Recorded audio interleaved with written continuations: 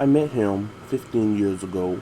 I was told there was nothing left. No reason, no conscience, no understanding, even the most rudimentary sense of life or death, good or evil, right or wrong. I met this 6-year-old child with this blind, pale, emotionless face and the blackest eyes, the devil's eyes. I spent 8 years trying to reach him and then another 7 trying to keep him locked up, for I realized what was living behind that boy's eyes was purely and simply evil. This is my favorite quote from the late great Dr. Samuel Loomis, aka Donald Pleasance was his real name, and this was from the original, never get them mixed up, Halloween, made in 1978. Today I'm going to be reviewing this video, but anyway, let's get right into it. I've done my fair share of research on horror. I love horror, but especially this movie. This is my favorite movie of all time. And if you listen to the generations today, a lot of them have said, oh well, we heard it's lame, no special effects, no this and that. But that's how you have to watch movies. Movies today, some horror movies are great, but others may fall flat because they use too much special effects. Back then in 1978, this started the slasher genre, and they used what they could. Horror movies back in the day were a lot creepier than they are now, where today they depend on mostly jump scares. Halloween 1978, it's a classic. This movie caused such a wave of enthusiasm and brought people out of the closet, no pun intended, horror fans like myself. Even though this movie was made a while before I was born, the first time I saw this movie, I fell in love with it. I fell in love with the mystery and the intrigue behind Michael Myers, the shape, the boogeyman, whatever nickname you have for him, and his seems like vengeance for Laurie Strode. But if you truly look at this movie and to truly appreciate this movie, it's not quite so much about revenge as if you see future movies like the sequels of Halloween, you will fully grasp and get to understand the origins and full story that is Michael Myers. But on this movie, it starts with a 6-year-old kid, just like Dr. Loomis said, on a Halloween night. And on that Halloween night, for whatever reason, which I'm not going to tell you because that'll give it away about the sequels, something happens. Something snaps, and he changed. His parents never gave any indication that he was a troubled child. On Rob Zombie's remakes, that's what you see. But on these, you don't get to see that. He puts on his Halloween mask. He grabs a large butcher knife, almost as big as he is as a 6-year-old kid, and he goes upstairs and he just stabs his sister to death. Now, after that, he goes downstairs, he goes outside where his parents pull up, and the dad takes the mask off his face, and you see a child who seems to be shocked, horrified, and confused at what has happened, what he has done. We really don't know, but if you look at his face, you may understand what did this kid do. To truly understand who Michael Myers is, you will have to delve deep into this movie. Watch it maybe a couple of times to really understand who he is. And a lot of you aren't going to do that because you're not a horror fanatic. And I think you have to be a little bit of a horror fanatic to truly understand the brilliance that John Carpenter made. This was long before so many special effects came into focus. This was a time when you just use costumes and music, which we all know that the Halloween theme song has become iconic. It's heard everywhere. I even had it as a ringtone not too long ago. But back to the movie. Michael Myers is locked up for 15 years under the care of Dr. Loomis, who became his psychiatrist. If you listen to his speech that I said at the beginning, This is what Dr. Loomis saw. He was pale. He sat by the window, just staring out the window like he was waiting for some force. When he was 21, he escaped. Dr. Loomis and a head nurse came to collect him. On the way, Dr. Loomis informed the woman that I want him really sedated because he is dangerous. They get to the hospital and everyone is walking around. As Dr. Loomis makes his way to the front gate, Michael Myers jumps on the car. The nurse is obviously startled. Michael Myers plays with her a little bit, breaks the glass, forces her out the car, and drives off. And after Dr. Loomis makes sure the nurse is okay, he says, "The evil is gone." Who knows you better than your own psychiatrist? And then later on, we pull up to this picture, Haddonfield, where Michael Myers has become infamous for killing his sister. And we see Laurie Strode.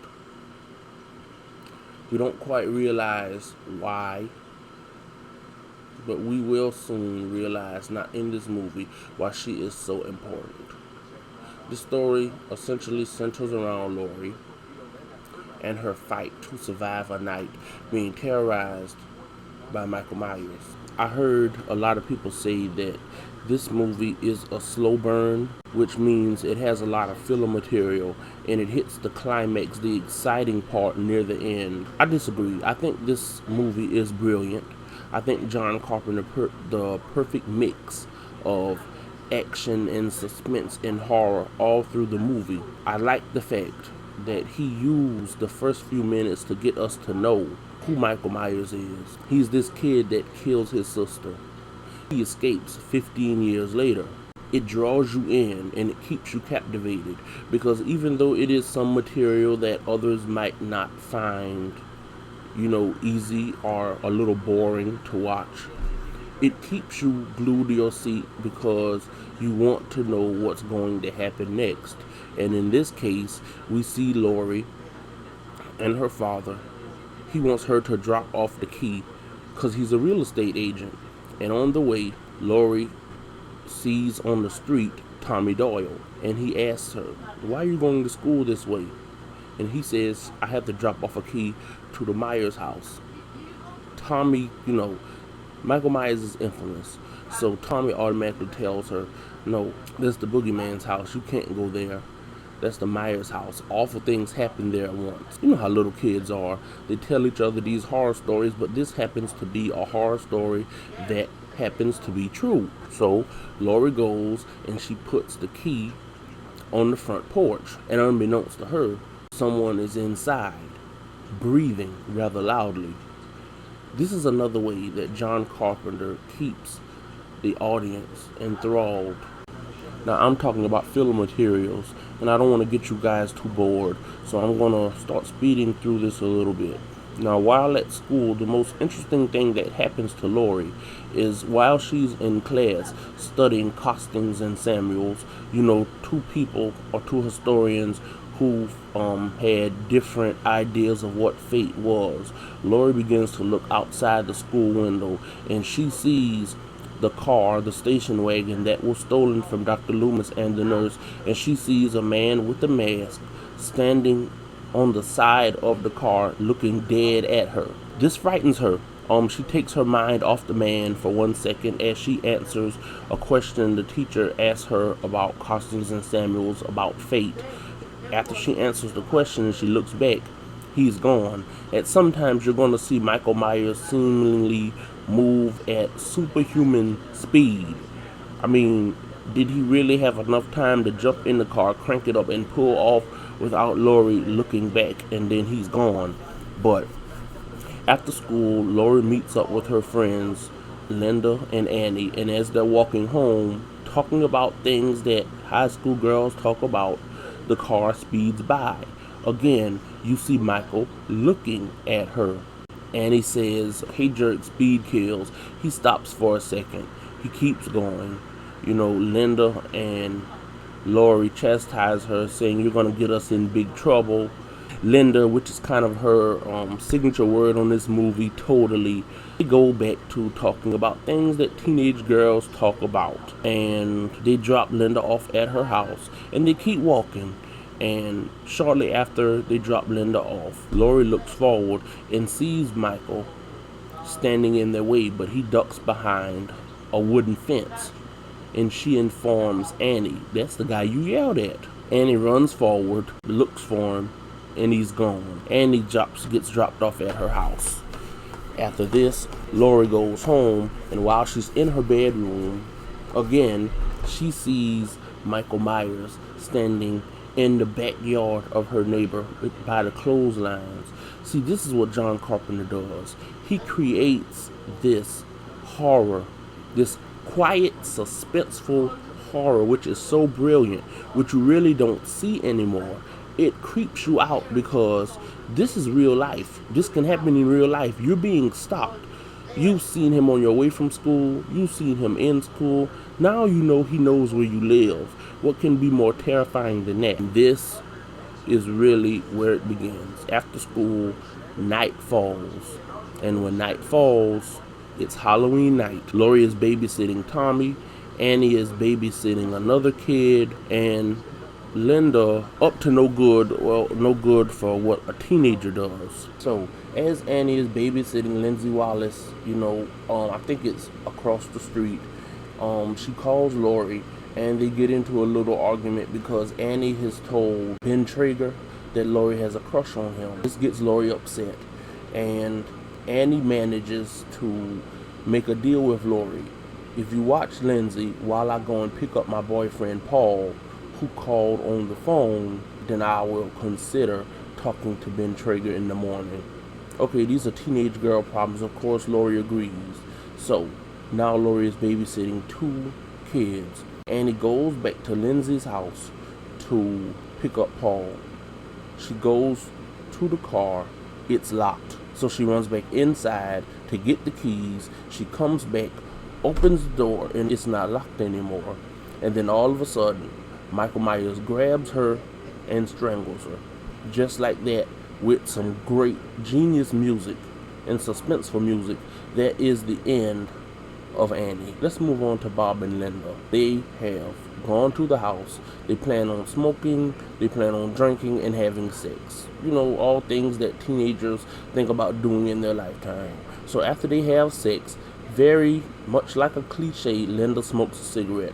Bob goes downstairs to get them some beers, and as he's down there, Michael strangles him and kills him. Linda's waiting upstairs for Bob, and in walks Michael Myers in a sheet with Bob's glasses on. This scene kind of shows not only the genius of John Carpenter, but also shows the comedic spin that he can put on a horror movie. She asks him, where's my beer? He's not speaking, he's not saying anything.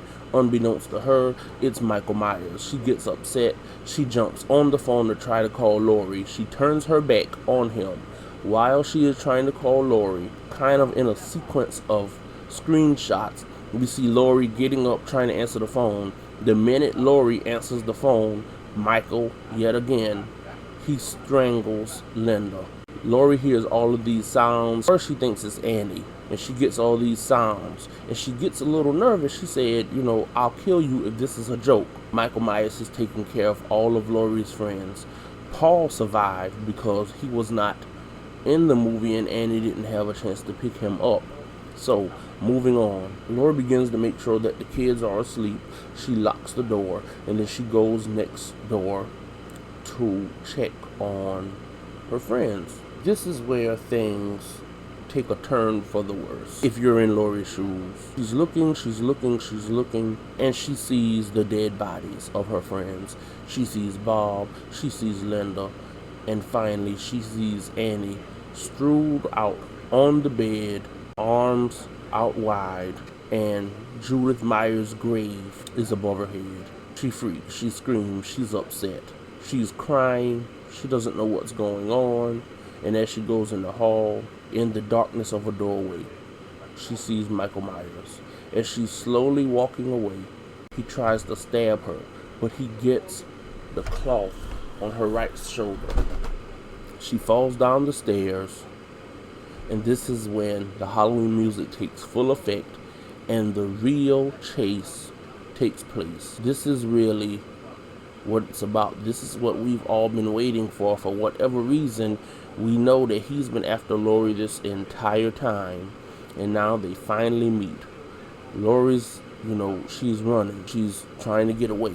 She runs into a room and locks the door. But Michael Myers has superhuman strength, and because he has superhuman strength, he's breaking the door down. Laurie is forced to break the glass door with her hand to get out. She manages to get out, but she lost the keys. She can't find them. So she takes a flower pot and she throws it up at the window where Tommy is asleep and tells him to open the door.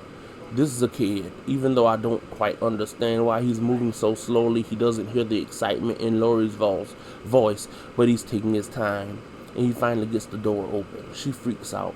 Go upstairs, do as I say, hurry, hurry, hurry. She tries to call the police. The lines are down. She realizes the side door is open. If you are a horror movie fanatic, or you claim to be like I claim to be, you'll notice some memes or certain things that happens in horror movies, and one of the biggest ones are, for whatever reason, in the heat of the moment, at the absolute wrong moment, people tend, and girls in particular or women, maybe because it's the final girl thing, but they tend to do the dumbest thing at the worst moment. At this moment, Laurie sits down. You know the door's open, but she sits down, and when she realizes Michael Myers is behind her, she takes the knitting needle and she stabs him in the neck. Okay, she thinks that he's dead, so she goes upstairs to tell the kids that it's okay, I've killed the boogeyman. And Tommy, rightfully so, tells her, you can't kill the boogeyman. The kids scream. Laurie turns around. She sees him behind her. She tells them, get in there and lock the door, hurry. She goes in another room and she locks herself in the closet. Michael Myers comes in the room, looking around, goes straight to the closet, tries to open it a little gently at first, and that doesn't work. And here we go again, doing the dumbest thing possible. He puts a little bit of force in it. Laura starts shrieking. As he busts a hole in the closet door, she starts screaming and she grabs a hanger. And as he sticks his head in, this was really making do out of a bad situation. Laurie, if you watch the rest of these movies, you will find out is very, very resourceful. So she grabs the hanger and she straightens it out and she stabs him in the eye. He grabs his eye. This forces him to drop the knife. And Laurie grabs the butcher knife and she stabs him in an upward motion with it, using both hands, maybe using all the strength that she could muster. He falls back, falls flat on his back, flat again. This time, she really thinks she has him. She slowly realizes, oh, the night is over. I've done it. And as she realizes this, Michael Myers, yet again, one of his tropes, sits straight up and slowly looks her way. All the while, Dr. Loomis hears the screaming as the kids leave the house screaming, looking for help. He runs to the house and he runs into Laurie coming out the room and Michael Myers strangling her. Laurie grabs his mask and lifts it off, and this is one of the few times that we have seen the face of Michael Myers. As he lets Laurie go to put the mask back on, Loomis shoots him. Michael Myers stumbles back into the room. Dr. Loomis comes in the room, and as he is standing there breathing, he shoots him again and again and again. He falls over the balcony to the floor to his death, or that's what we think. As he makes sure Laurie is okay, Laurie says, that was the boogeyman. And Dr. Loomis says, as a matter of fact, it was. He looks back out down at the balcony ground, the floor, and Michael Myers is gone. The music starts and you hear the breathing as it goes from house to house, scene from scene. This is just a brilliant, brilliant, brilliant movie. I need you guys to forgive the way I'm speaking. This is one of my first videos. I'm very bad at it. I swear I will get better, but I want you guys to really look at this movie, appreciate what this was. They didn't have all this cinematography and special effects that they have in today's videos. This movie is brilliant, and it started so many other movie franchises. Watch this movie, you will not be disappointed. This is Big T's reviews and reactions, and I will see you guys later. Don't forget to like and subscribe.